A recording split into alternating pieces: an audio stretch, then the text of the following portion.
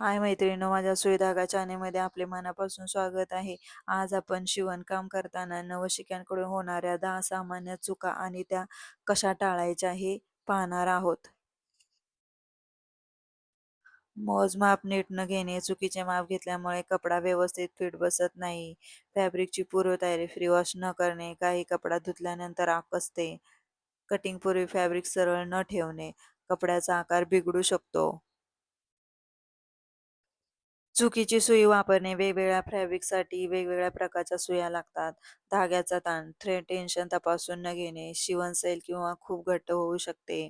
सराव न करता थेट कपड्यावर शिवण करणे, आधी कपड्याच्या तुकड्यावर सराव करणे आवश्यक आहे. मशीनची स्वच्छता न ठेवणे, मशीन अडकू शकते किंवा अनावश्यक आवाज करू शकते. सीम अलाउन्स विसरणे, कपडा लहान पडू शकतो किंवा माप चुकू शकते. घाईघाई शिवणकाम करणे, शिवण सरळ येत नाही आणि चुका वाढतात.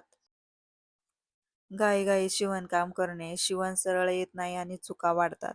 इस्त्री न करणे, कटिंग आणि शिवणकाम दोन्ही कमी अचूक होतात. व्हिडिओ आवडला असेल तर लाईक करा, शेअर करा, सबस्क्राईब करा, बेल ऐकन दाबायला विसरू नका.